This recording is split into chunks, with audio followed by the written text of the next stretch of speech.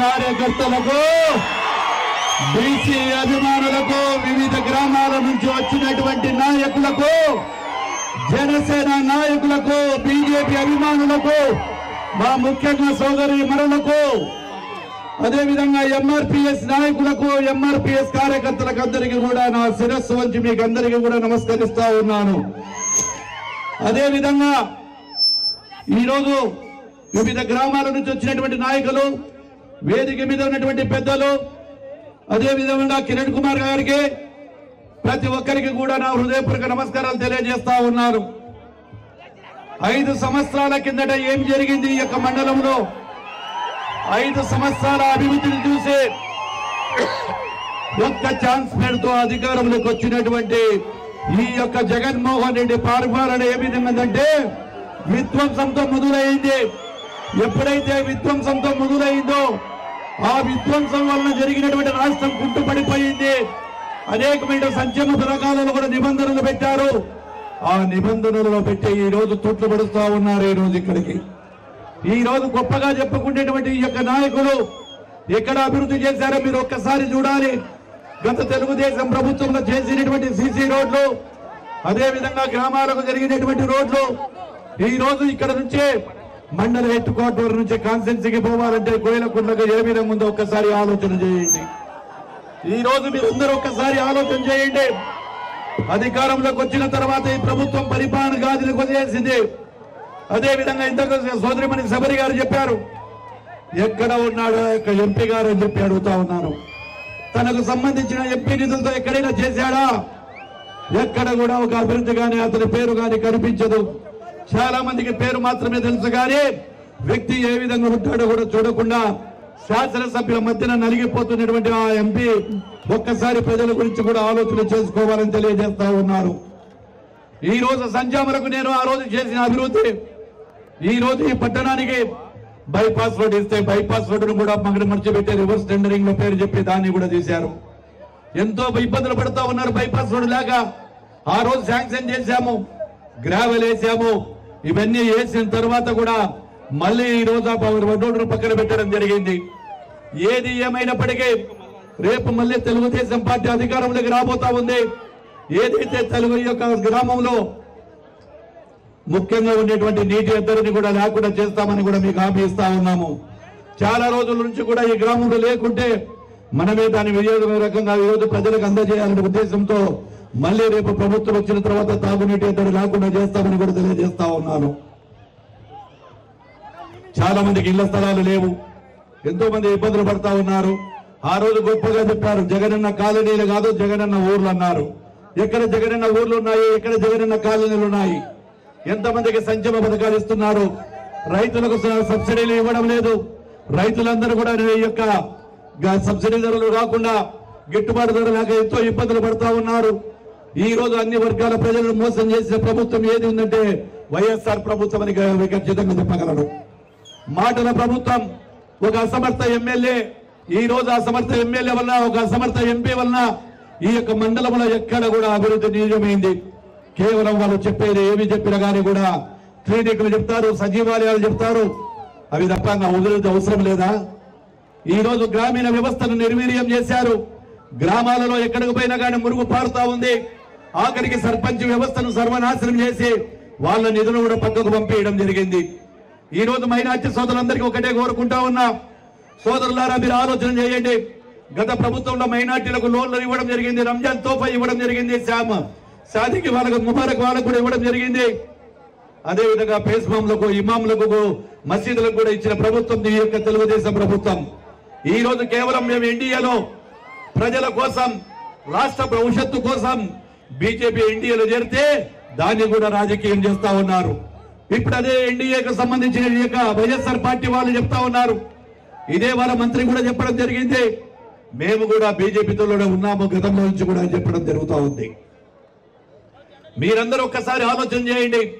రేపు అధికారంలోకి వస్తే, ఎన్డీఏ ప్రభుత్వం వస్తే కేంద్ర నిధులతో మన గ్రామాలే కాదు, మన యొక్క నీటిపారుదల శాఖను కానీ ఇంకా ఏదైనా గ్రామీణ వ్యవస్థను కానీ కావాలంటే కేంద్ర ప్రభుత్వం అండదండలు ఉండాల్సిన అవసరం ఉంది. కాబట్టి ఈ రోజు మన యొక్క దూరపు ఆలోచనతోనే మన చంద్రబాబు నాయుడు గారు వారిని తీసుకోవడం జరిగిందని కూడా తెలియజేస్తా ఉన్నారు.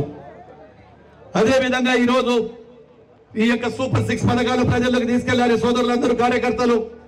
ఏదైతే మన గ్రామంలో ఈ రోజు గ్యాస్ సిలిండర్లు కొనడానికి కూడా శక్తి లేనటువంటి పరిస్థితి ఉంది.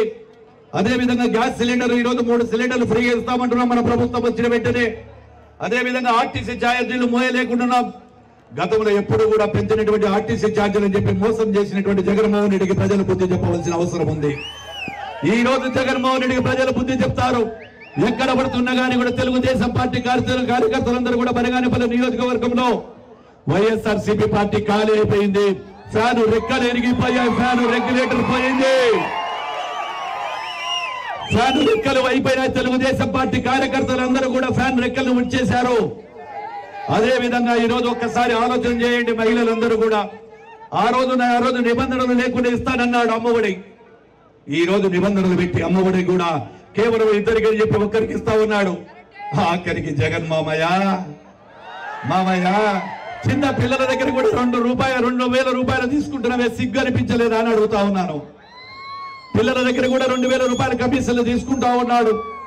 అదే విధంగా చాలా మందికి 5 సంవత్సరాలు పడవలసింది కేవలం 3 సంవత్సరాలు పడింది. ఈ రోజు ఆ తెలుగుదేశం ప్రభుత్వం నాడు 2,000 చెప్పి 3,000 రూపాయలు పింఛన్ ఇస్తానని చెప్పినటువంటి ఈ యొక్క ముఖ్యమంత్రి జగన్మోహన్ రెడ్డి ఈ రోజు నెలల వారీగా సంవత్సరానికి 250 రూపాయలు పెంచడం జరిగింది. ఇలా చెప్పకుండా పోతే వారి అవినీతికి అడ్డమే లేదు. ఇక మన ఎమ్మెల్యే గురించి చెప్పాలంటే కథలుగా చెప్పొచ్చు. ఎన్ని రోజులు చెప్పినా ఎమ్మెల్యే అవినీతి గురించి కానీ దాని గురించి కానీ చెప్పాలంటే స్థానిక నాయకులకు తెలుసు, ప్రజలకు తెలుసు. ఇక్కడ ఒక నాయకుడు ఉన్నాడు. ఎవడు ఏది తెలుగుదేశం పార్టీ అభిమానులకు చెప్తే ఆ నాయకుడు ఎప్పుడు ఆయన జీవితం అంతా అతందే అనుకుంటున్నాడు రాజ్యం. తెలుగుదేశం పార్టీ అధికారంలోకి వచ్చిన తర్వాత ఏ అక్రమ కేసులు పెట్టావో ఏదైతే నువ్వు అక్రమ కేసులు పెట్టావో ఆ నాయకుడికి హెచ్చరిస్తా ఉన్నాము. మా నాయకులకి మండలంలో పెట్టినటువంటి ప్రతి వారికి వడ్డీలు చెల్లించి వారికి కూడా అదే గతి పడుతుందని చెప్పి కూడా తెలియజేస్తా ఉన్నాను. ఖచ్చితంగా తెలుగుదేశం పార్టీ అధికారంలోకి వచ్చిన తర్వాత ఏ కార్యకర్తకు అన్యాయం జరిగిందో ఆ కార్యకర్తకు న్యాయం జరిగేంత వరకు నేను మీతోనే పోరాటం చేస్తానని చెప్పి కూడా తెలియజేస్తా ఉన్నాను. అదే విధంగా మన సూపర్ 6 పథకాలన్నింటినీ కూడా ప్రజల్లోకి తీసుకెళ్ళండి దయచేసి. ఈ రోజు మనకు 18 ఏళ్ల వయసు మొదలుకొని 60 ఏళ్ల వయసులో ఉన్న వారికి ఇంట్లో అత్త ఉంటే అత్త, కోడలు, కూతురు ముగ్గురికి కూడా 18,000 రూపాయల ప్రకారం ప్రతి సంవత్సరం ఇవ్వడం జరుగుతుంది. ఇంటింటికి కుళాయిలు ఇవ్వడం జరుగుతుంది. రైతులకు గిట్టుబాటు ధర ఇస్తాము, ఇసుక ఫ్రీ ఇస్తాము. మొట్టమొదటి సంతకము డిఎస్సి మీద పెడతారని చెప్పి మన ముఖ్యమంత్రి చంద్రబాబు నాయుడు గారు చెప్పారు. ఈ రోజు పోలవరం అడుగట్టిపోయింది. రాజధాని లేని నగరం ఏం లేదు. మన పేరు చెప్పుకోవడానికి సిగ్గుపడతా ఉన్నాము. అదేవిధంగా ఇసుకను కూడా ఫ్రీగా ఇస్తామని చెప్తా ఉన్నాము. ముఖ్యంగా మన అవ్వాతాతలకు ఈ రోజు చంద్రబాబు గారు ఒక వరం ఇచ్చారు. రేపు గెలిచిన వెంటనే మనం 4,000 పింఛన్ ఇంటి వద్దకే 4,000 పింఛన్ ఇంటి వద్దకే 4,000 ఏప్రిల్, మే, జూన్ ఈ 3 నెలలు కలిపి కూడా ప్రతి అవ్వాతాతకు 7,000 రూపాయలు ఇవ్వడం జరుగుతుంది. అది చంద్రబాబు గారి ఔన్నత్యమని కూడా తెలియజేస్తా ఉన్నాను. ఏది ఏమైనప్పటికీ మనమందరము కూడా ఈ రోజు ఉండేది దాదాపుగా 20 రోజులు మాత్రమే ఉంది. గ్రామాలకు వెళ్ళండి. ప్రతి ఒక్కరికి ప్రతి గ్రామంలో వెళ్ళి తెలుగుదేశం పార్టీ అభ్యర్థి అయినటువంటి నాకు, అదే విధంగా పార్లమెంట్ అభ్యర్థి అయినటువంటి శబరి గారికి, సోదరిమణి శబరి గారికి మీరందరూ కూడా 2 ఓట్లు వేయాలని, ఖచ్చితంగా శబరమ్మకు గెలిపించుకోవాలి. నాకెంత మెజార్టీ వచ్చిందో అంతే మెజార్టీ రావాలి సోదరికి. ఎక్కడైనా సరే తగ్గేదే లేదు. మనమందరం కలిసి పని చేసినప్పుడే నిజాయితీగా ఉంటుంది. అదే విధంగా సంధ్యామల మండలంలో ఎన్నో సమస్యలు ఉన్నాయి. ఈ రోజు మనకున్నటువంటి హౌకు దగ్గర నుంచి రావాల్సిన ఎస్ఆర్బీసీ ద్వారా రావాల్సిన నీళ్లను కూడా పురుల బిందులకు తీసుకెళ్తా ఉంటే ఈ అసమర్థమైనటువంటి ఎంపీ, ఈ ఎమ్మెల్యే ఎక్కడ కూడా వారిని అడ్డుపెట్ట చెప్పలేదు. నీళ్లు మనవి, వనరులు మనవి. మన కళ్ళ ముందర నీళ్లు తీసుకెళ్తా ఉన్నాడు, మనకు పడిగడుపులు గడుపుతా ఉన్నాడంటే కడుపుల బాధ లేస్తా ఉంది. నేను ఎమ్మెల్యేగా ఉన్నప్పుడు మిగులు జలాలు మాత్రమే పులివెందులకు తీసుకెళ్లాలి. మాకు స్థానికంగా ఉండేటువంటి మా యొక్క నీళ్లను నిల్వ ఉంచాలి. అటువంటిది ఈ రోజు ఆఖరికి అవుకు రిజర్వాయర్ను ఖాళీ చేసి ఎండిపోయే పరిస్థితి తీసుకొచ్చిన ఈ అసమర్థమైన ఎమ్మెల్యేలకు రైతు సోదరులు భూమి ఉన్న ప్రతి ఒక్కరు కూడా మీరు చెప్పాలని చెప్పి తెలియజేస్తూ, అదేవిధంగా వర్షం ఎక్కువైనా ఇంతసేపు నిలబడుతా ఉన్నారంటే అది బీసీ మీద అభిమానం, తెలుగుదేశం పార్టీ కార్యకర్తల అభిమానం. వర్షం కాదు, పిడుగులు పడినా కదులుతామా, ఉందామా? వానదేవుడు కూడా ఈ రోజు మా ఇద్దరికి స్వాగతం చెప్తా ఉన్నాడంటే అది మీ ప్రజల ఆశీర్వాదం. ప్రజల ఆశీర్వాదం. చల్లని చూపుతో వానదేవుడు స్వాగతం పలికాడు. మీరందరూ కూడా పలికారు.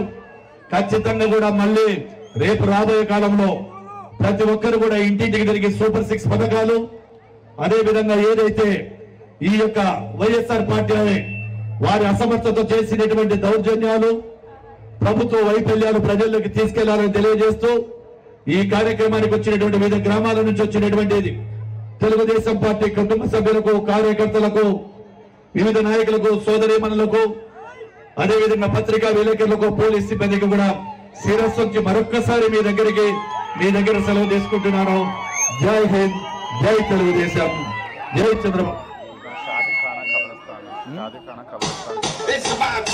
ఒక్క నిమిషం అదేవిధంగా ఇక్కడ మైనార్టీ సోదరులు కూడా ఏదైనా మా యొక్క ఇక్కడ తగినట్టు ఒక సాధికారణ కూడా అడగడం జరుగుతూ ఉంది. పైన అప్పీల్ చేస్తా ఉన్నారు. ఖచ్చితంగా కూడా ఈ సంజామల మండలం హెడ్ క్వార్టర్లో సాధికారణకు నేను చేసిన మాట. అదేవిధంగా ఏదైతే శ్మశానానికి సంబంధించినవి కానీ ఇంకా ఏ కమ్యూనిటీకి సంబంధించినటువంటి కూడా వారికి అందుకే కూడా వారి సౌలభ్యం కోసం కూడా పైన పనులు చేస్తామని చెప్తూ ఇక్కడికి వచ్చినట్టు అందరికీ కూడా మరొక్కసారి, అదేవిధంగా జనసేన నాయకులకు అందరికీ కూడా మరొక్కసారి ధన్యవాదాలు తెలియజేస్తూ సెలవు తీసుకుంటున్నాను. జై హింద్, జై తెలుగుదేశం, జై చంద్రబాబు నాయుడు, జై లోకేష్ బాబు.